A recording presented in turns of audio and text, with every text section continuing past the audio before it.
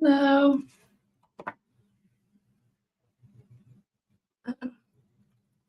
Sorry, I had my computer turned down. Can you hear me? Yeah.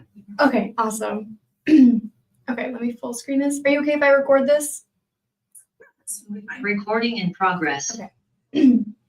Okay, so to start this off, can I get your first and last name? I know it's in the corner, but your first, last name, how you spell both, and then your title.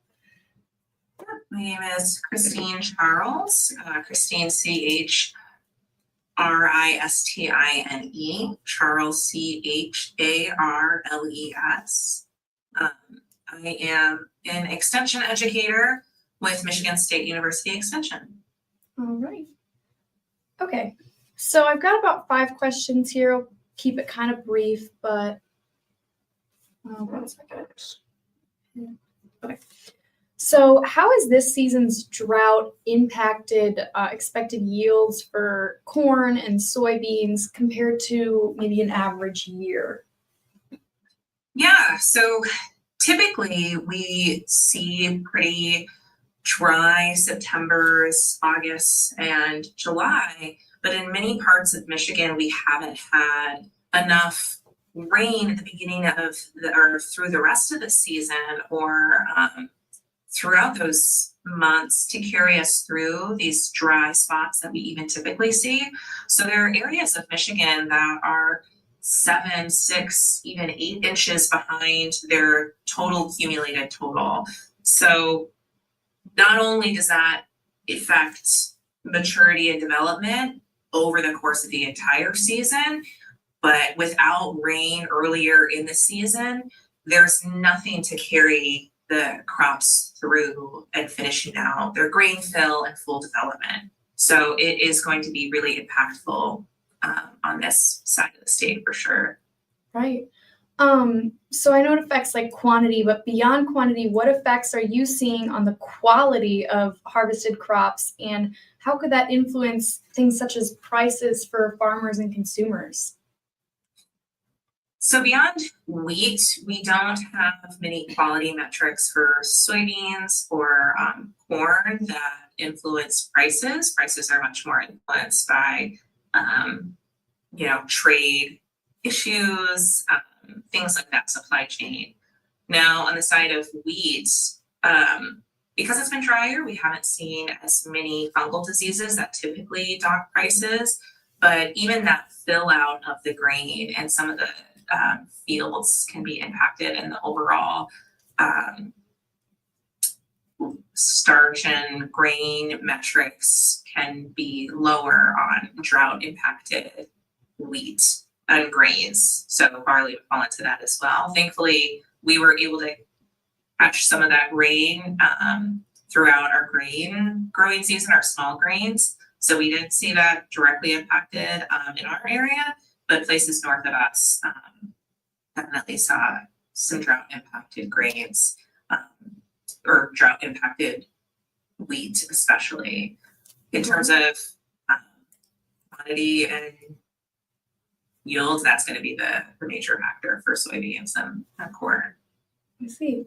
Okay, so I know about irrigation, but what steps are farmers taking right now, such as like planting decisions or crop insurance, or how are they adapting to these drier conditions? Yeah, irrigation is a big one. The amount of people interested in irrigation and the amount of ground that's being irrigated has increased over the past several years. Some conservation practices can help or hurt in drought conditions, depending on your experience. So when you have management practices that help improve your level of organic matter, that can help you hold on to water when you get it.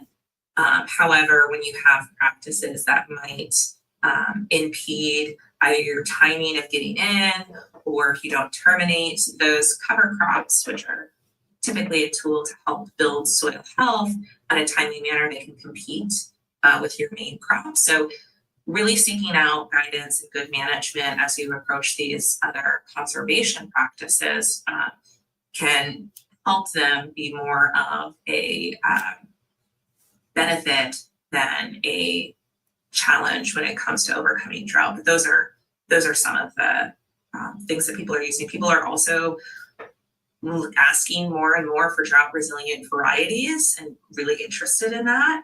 We've seen huge improvements in our genetics. So the ability for our corn variety, different corn varieties and soybean varieties to withstand long periods of no rain is much better than it has been in the past. So people asking those questions of their seed dealers and really wanting evidence of drought resilience has been a big question that people go into their purchasing decisions with now.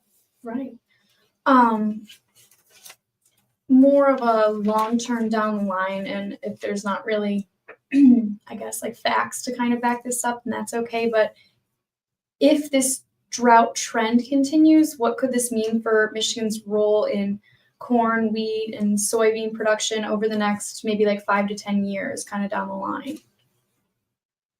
Well, I mean, you take it season by season, right? So this season will probably not put us in the historic highs for our yields across the state, but each season is really different. So last year we didn't see nearly as many drought issues. The year before that, we saw some parts of the state that also struggled with drought. And so it's a matter of becoming more resilient to the swings that we are going to see in the coming years, right? We're going to see extreme droughts. We're going to see really wet years. We're already seeing it. Farmers are already dealing with it and planning to buffer the swings and make those ebbs and flows that we will be experiencing less drastic in any way that we can with our management is going to be beneficial in the long run. So that's really what we're looking forward to, is just expecting all kinds of variability and what do we have control over, because we can't control the weather. Right. How does this kind of impact like community members, I guess? Like why should people, and this sounds bad, but why should people care about this sort of thing? Yeah. So I think there are a few reasons, right? So recreationally, water and water sports is of interest to a lot of Michigan residents, especially on the west side of the state, right? We have a lot of tourism around our amazing lakes. And when we have less water, things like fishing, all sorts of recreational things are impacted. Why you should care about your farmers is the fact that in Michigan, we are the second most diverse cropping state in our nation in number of crops that we grow. And that is a huge pride to us as a state. It's helped us be more food stable, right? I know many people who go out of their way to buy Michigan grown products, and we take a lot of pride in that. Those aren't tied to faceless entities. The people growing those products and the products that we so happily get from the farmer's market or the grocery store or put signs out in terms of buying local, those are all people that we live next to. Those are our neighbors. Those are the people on your school board. Those are the people that you are, passing in the grocery store, right? Those folks are being impacted. Their livelihood is being impacted. Again, none of us can individually control the weather, but being attentive and aware will help us all be informed citizens and appreciate all the hard work that goes into the food that we all enjoy and need. Yeah.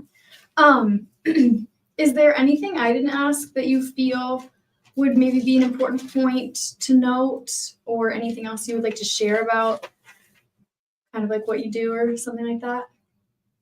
Like what you've seen? Folks are farmers, gardeners, and are looking for resources around drought. We have many resources through MSU Extension.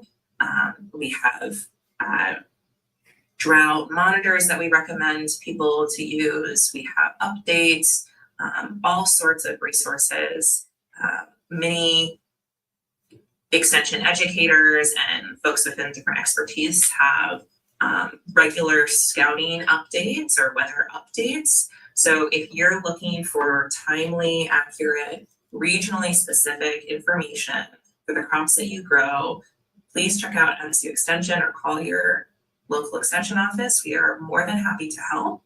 And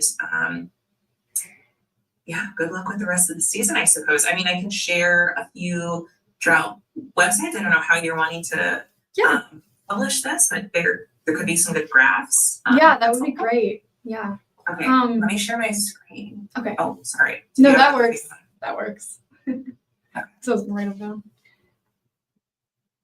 I can also send you the Or yeah, if it would be easier just to kind of copy those links and email me, that would be great. yeah. So Sorry, apologies. Someone just knocked on the door. Hey, sorry. Yeah, I'm so sorry, guys. Hey, you're fine. She knows.